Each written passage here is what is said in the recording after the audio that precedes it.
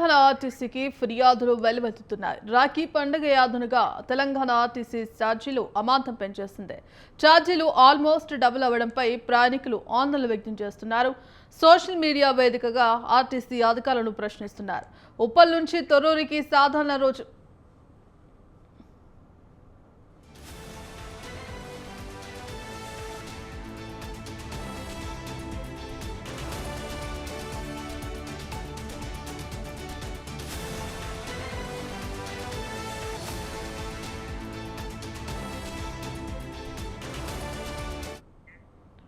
ఉప్పల్ నుంచి తొర్రూరికి సాధారణ రోజుల్లో 220 అంటే ఇవాళ 330 రూపాయలు వసూలు చేస్తున్నట్టు తెలిపారు. ఇక ఉప్పల్ నుంచి హనుమకొండకి 220 రూపాయలు ఉంటే పండుగ సందర్భంగా 400 రూపాయలు వసూలు చేస్తున్నట్టు ప్రయాణికులు తెలిపారు. రెగ్యులర్ బస్సులను తక్కువ చేస్తూ స్పెషల్ బస్సులను అధికం చేశారంటూ ఆగ్రహం వ్యక్తం చేస్తున్నారు ప్రయాణికులు.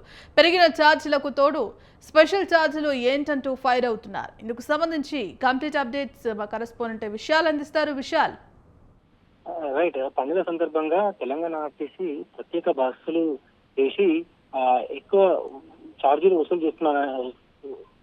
వసూలు చేస్తున్నాయంటూ ప్రయాణికులు ఆందోళన వ్యక్తం చేస్తున్నారు.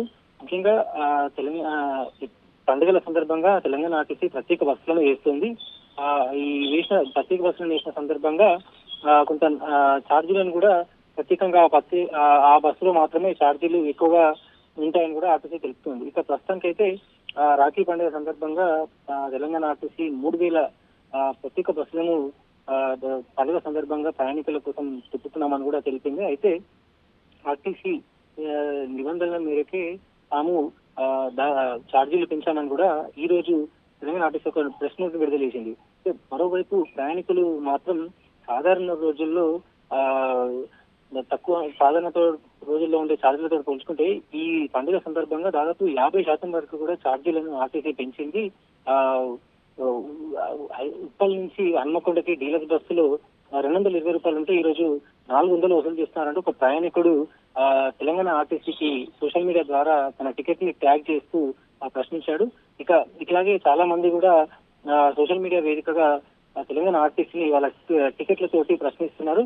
ఇక ఒకవైపు ప్రత్యేక బస్సులను కూడా సరిగ్గా ఏర్పాటు చేయకపోవడం, మరోవైపు ఉన్న రెగ్యులర్ బస్సులను కూడా ప్రత్యేక బస్సుల పోస్టర్ తగ్గించేసి ఎక్కువ ఛార్జీలు వసూలు చేస్తున్నారు. ప్రయాణికుల మీద దోపిడీకి పాల్పడుతున్నారంటూ కూడా ప్రయాణికులు ఆవేదన వ్యక్తం చేస్తున్నారు.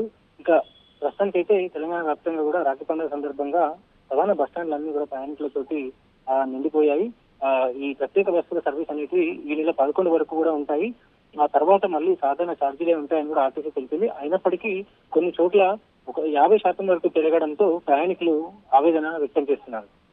Right, thank you Vishal.